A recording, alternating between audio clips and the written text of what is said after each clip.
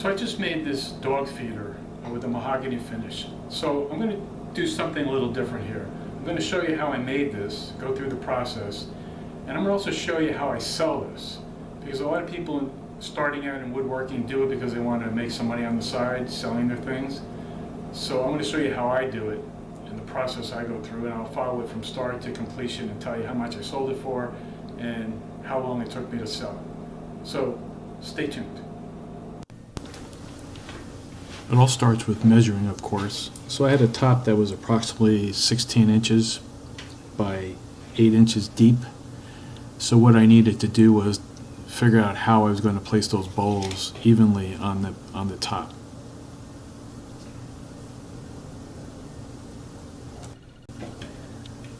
So I wanted to get a measurement of the bowls.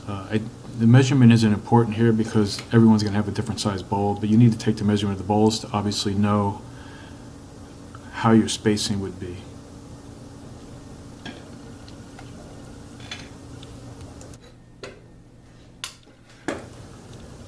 Once you know the width of your bowls, you want to take half of that width, and in this case I'm using my compass and setting it to half the width of the bowl so that I can create the circle in which I'm going to cut.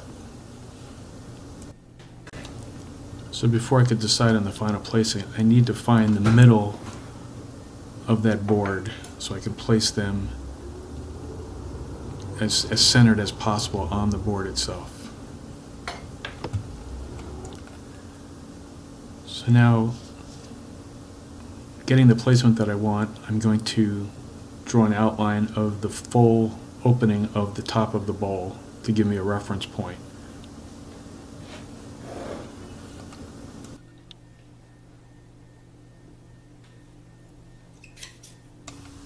I want to make sure that they're evenly spaced from each edge and from the bottom as well. So I'm using my square, my adjustable square to resolve that.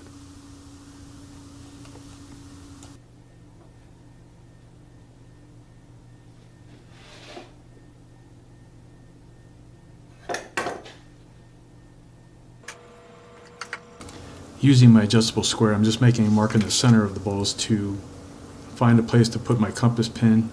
I want to make the circumference smaller than the width of the bowls, obviously, so it doesn't fall through.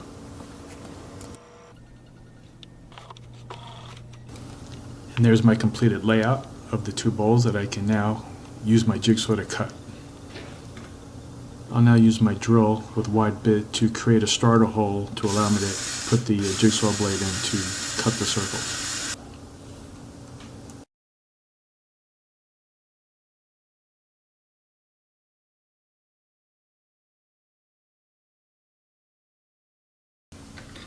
Now it's a matter of using my trusty jigsaw to drill out those holes.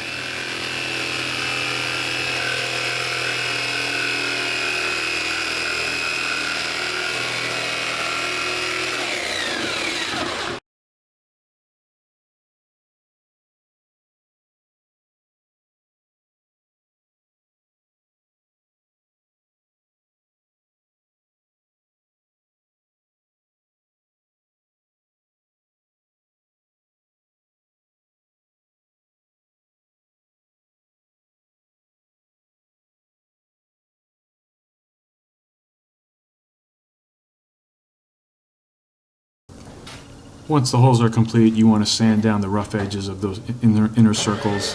So I'm using my drum sander here to do that, but you can just as well use regular sandpaper if you don't have one.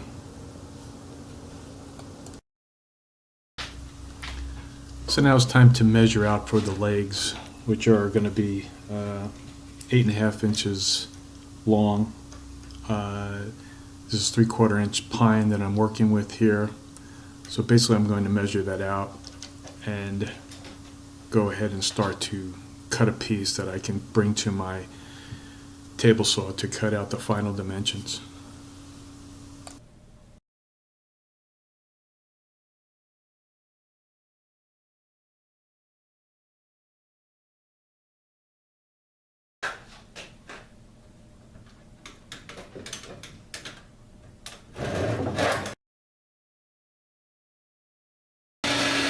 So having cut the pieces with my handsaw, I'm now taking to the table saw and cutting the final dimensions.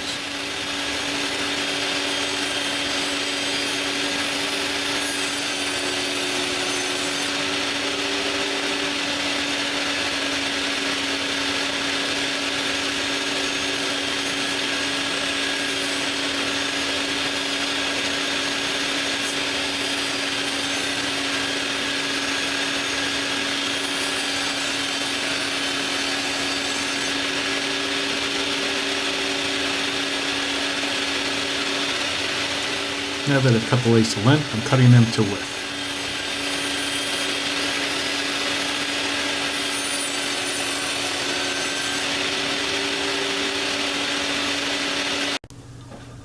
So I've cut the legs to length and to width.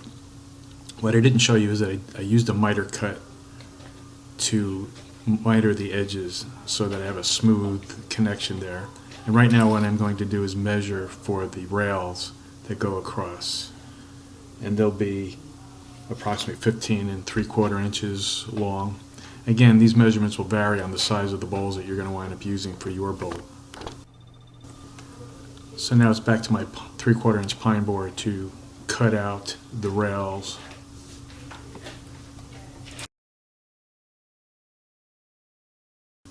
Now it's back to the saw to cut out the actual dimensions of the rails.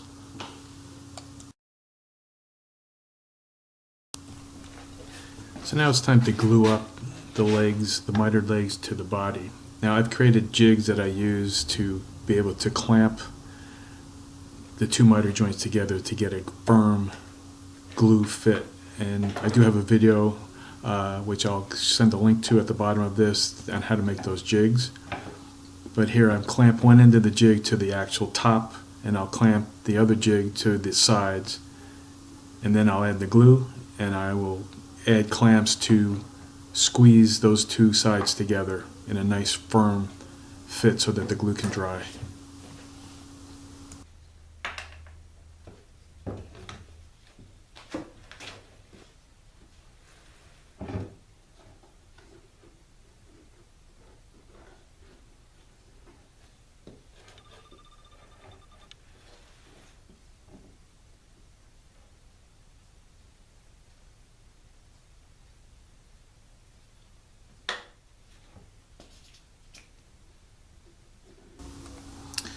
I should also note here that I did put biscuit holes in those joints as well, just to keep them aligned. I didn't show that process, but I have a biscuit joiner that I can use. It's not totally necessary to use that, but it does help to keep the ends aligned, and because when you do glue, it does have a tendency to slide around a little bit.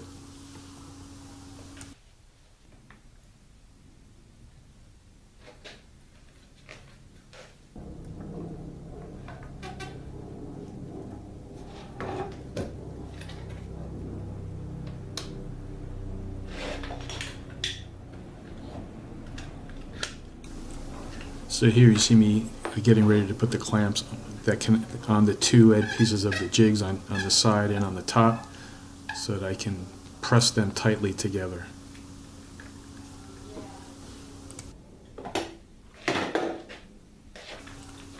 You know that old saying, you can never have enough jigs? Well, here's an example of why that's true.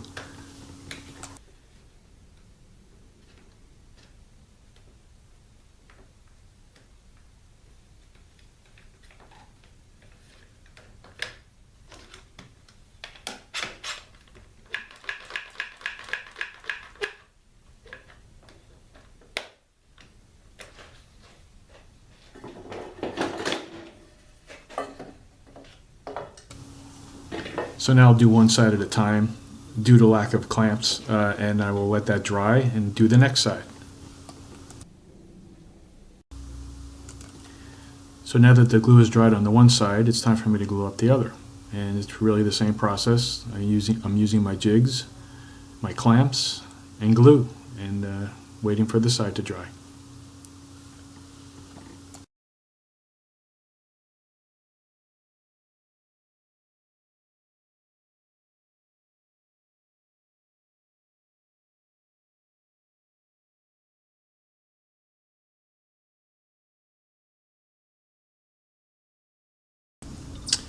And now the rails need to be added, which you see here. They are now being clamped together. The sides are dry, and that completes the frame. Now that the frame is all glued up, it's time to sand it down. I start with 150 grit, and then I sand up to 220 grit for a nice smooth surface.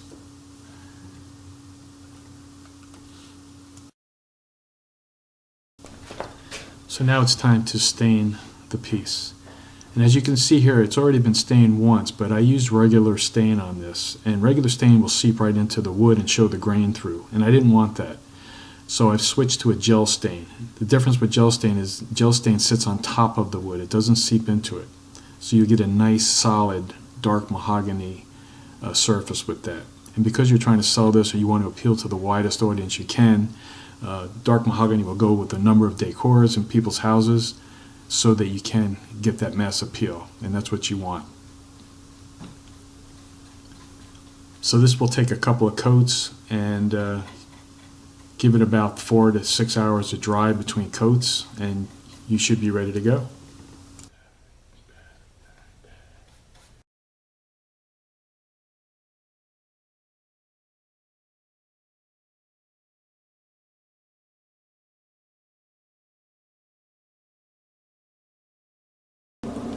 And here's your finished bowl, looking nice and shiny and very classy. So now we need to see if we can sell this thing. So I placed an ad in buy-sell groups on Facebook. Every town, most towns have a buy-sell group, and then there's the marketplace that you can place your ads in. And did my description, priced it up at $35, and posted. So I wound up selling the bowl for $35. My costs on it were about $17, $8 each for the 2 bowls in the feeder, and the materials. It was scrap lumber that I had in my shop, so I'd say it was about $1 worth of lumber when it's all said and done. So $17 to make it. I sold it for $35. Pretty good profit. It took me, surprisingly, it took me 3 weeks to sell it. I had previously made a dog bowl with a Pottery Barn style that I sold in 1 day. This took 3 weeks. But you know, that happens. Sometimes, you know, it depends on the timing and where you post it.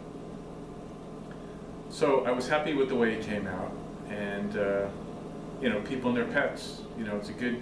You know, there's 2 projects that I work with. You know, there's the passion project like this one right here. This is my table, wine rack table that I just built, and I enjoyed making it, and I'm going to try and sell this one as well. But this is something more of a passion project versus just something to make money off of. But you know, these other projects help pay the bills when you want to buy new tools. You need accessories to existing tools and lumber. It's a fact of life. So I hope you learned something from this process, and I wish you the best of luck in selling your items. This is how I do mine. I also have tried to go to, we have an auction in South Jersey here that I brought items to sell. I haven't had a lot of luck there because the clientele that comes to that particular auction is really looking for basement bargain, or I should say bargain basement pricing, which is not what I'm offering. So it really depends on the audience that you're looking for and where you go to show your wares. So I wish you the best of luck and good luck with your projects. Take care.